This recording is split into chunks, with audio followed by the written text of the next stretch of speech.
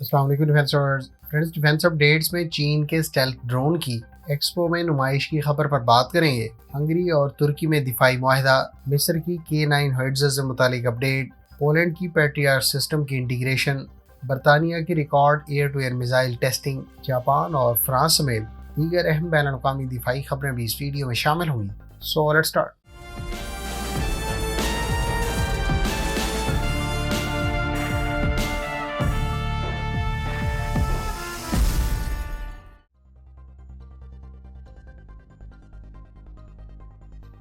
Friends, چین اپنے GJ-11 stealth ریکانیسنس drone Beijing میں ہونے والی ایکسپو میں ڈسپلے کر رہا ہے۔ گو کہ ابھی تک یہ واضح نہیں کہ یہ ڈرون اپنے ویپن بے میں کون سے ویپن کیری کر سکے گا۔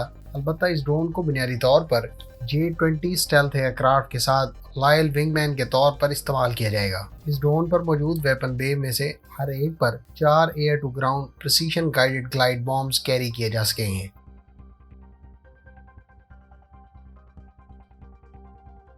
ترکی میں کل سے دفاعی نمائش ساہا ایکسپو کا آغاز ہو رہا ہے۔ اس دفاعی نمائش میں دنیا کی نامور کمپنیاں حصہ لیں گی۔ خاص طور پر ترکی کی کئی مقامی کمپنیاں اس دفاعی نمائش میں اپنے ویپنز اور سسٹمز پریزنٹ کریں گی۔ یہ ڈیفنس ایکسپو 25 سے 28 اکتوبر تک جاری رہے گی۔ اس نمائش میں ترک ایروسپیس انڈسٹریز کا انڈر ڈیولپمنٹ T-929 گن شپ اٹیک ہیلی کاپٹر اور بیکر کمپنی کا ان مینڈ کامبیٹ ایئر کرافٹ تنزیل علما خاص طور پر توجہ کا مرکز رہیں گے۔ ترکی یہاں مقامی کمپنیوں کے تیار کردہ کروز میزائلز کے لیے انجنز بھی ڈسپلے کرے گا۔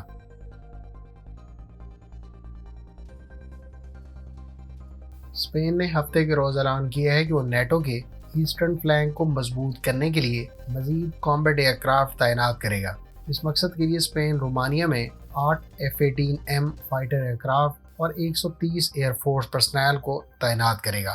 یہ طیارے دسمبر اور مارچ 2023 تک رومانیہ میں تعینات رہیں گے۔ اس سے پہلے long range aerial surveillance radar پہلے ہی 17 اکتوبر کو رومانیہ میں ڈپلائی کیے جا چکے ہیں اور یہ ریڈار جون 2023 تک وہاں رہیں گے۔ اسپینش ایئر فورس کے مطابق 6 یورو فائٹر ٹائفون اور 130 پرسنل بلغاریہ میں بھی ڈپلائی کیے جا رہے ہیں۔ یہ ڈپلائمنٹ مڈ نومبر سے ارلی دسمبر تک ہوگی۔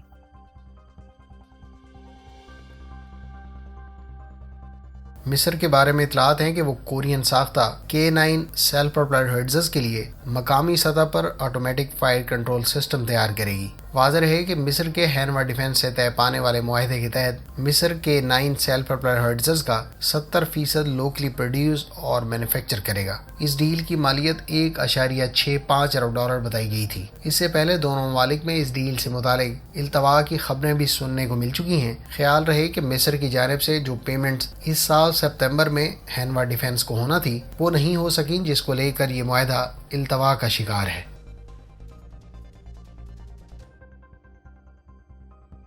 جاپان نے امریکہ سے حاصل کردہ MQ-9B سی گارڈین ڈرون کو آپریشنل کر دیا ہے۔ جاپان کی کوسٹ گارڈ کی جانب سے اس ڈرون کو فلائٹ آپریشن سے حال ہی میں گزارا گیا ہے۔ واضح رہے کہ جاپان کو نارتھروپ گرومن کے تیار کردہ 2 Hawkeyes airborne early warning and control aircraft بھی ڈلیور کر دیے گئے ہیں۔ یہ 2 طیارے گزشتہ دنوں سمندری راستے سے جاپان کو بھیجے گئے ہیں۔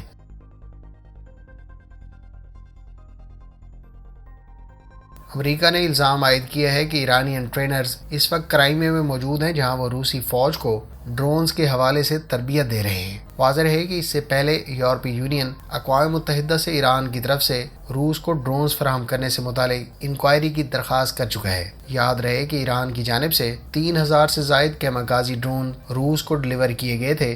دوسری جانب یوکرین جنگ کے آغاز سے لے کر امریکہ اور اس کے اتحادی بڑی تعداد میں یوکرین کو اسلحہ فراہم کرتے آ رہے ہیں، جس پر روس کی جانب سے کئی مرتبہ احتجاج بھی کیا گیا ہے۔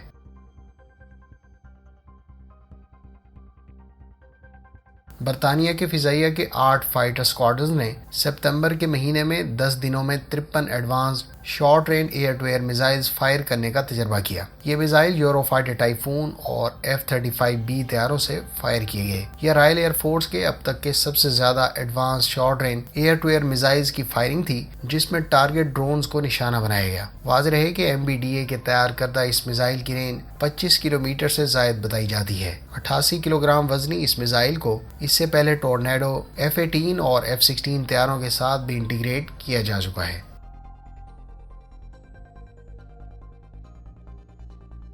ایران نے موساد کے لیے جاسوسی کے الزام میں 10 افراد کو گرفتار کیا ہے۔ ایرانی حکام کے مطابق ان افراد کے موساد کے افسران سے رابطے تھے اور ان کو بنیادی طور پر ایرانی پولیس کے ایک اہم ڈیسک کی مخبری پر مامور کیا گیا تھا۔ اس کے علاوہ یہ بھی کہا گیا ہے کہ یہ گروہ مغربی آذربائیجان اور تہران کے علاوہ ہرمزگان کے علاقوں میں بھی مصروف عمل تھے۔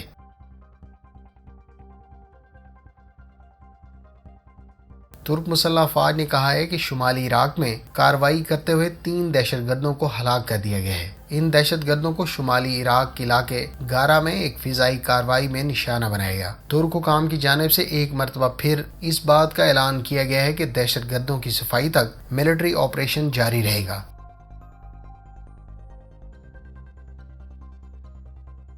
فرانس ترکی کے سرکاری دورے پر ہنگری کے وزیر دفاع نے ترک ہم منصب سے ملاقات کی ہے۔ ہنگری کے وزیر دفاع نے ترک ہم منصب کے ساتھ ایک ملٹری فریم ورک کے معاہدے پر بھی دستخط کیے ہیں۔ دونوں ممالک کے درمیان دفاعی تعاون پہلے ہی جاری ہے اور ہنگری نے کچھ عرصہ پہلے ترکی سے آرمرڈ وہیکلز بھی خریدی ہیں۔ ایزدر جلسر نامی ان وہیکلز میں سے کچھ وہیکلز ترکی کے تعاون سے ٹرانسفر آف ٹیکنالوجی کے تحت ہنگری میں ہی تیار کی جا رہی ہیں۔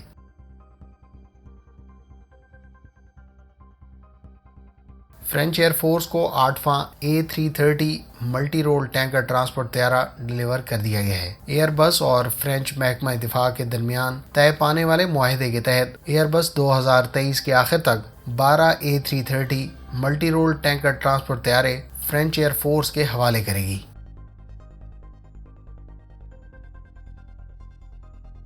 Front Polish ministry of defence نے کہا ہے کہ وہ امریکی ساختہ Patriot air defence missile system اپنی آرم فورسز کے ایئر ڈیفنس سسٹمز کے ساتھ انٹیگریٹ کرنے کی آخری سٹیج پر ہے۔ واضح ہے کہ پولینڈ نے مارچ 2018 میں $4.75 ارب کی لاگت سے امریکہ سے 2 پیٹریاٹ بیٹریز آرڈر کی تھیں۔ اس سلسلے میں پہلا یونٹ پولینڈ کو 25 مئی 2022 کو ڈیلیور کیا گیا ہے۔ تاہم اس کی انٹیگریشن کا پروسیس گزشتہ 1 سال سے جاری ہے، جو اب پولش منسٹری کی جانب سے کہا گیا ہے کہ یہ تکمیل کے مراحل میں ہے۔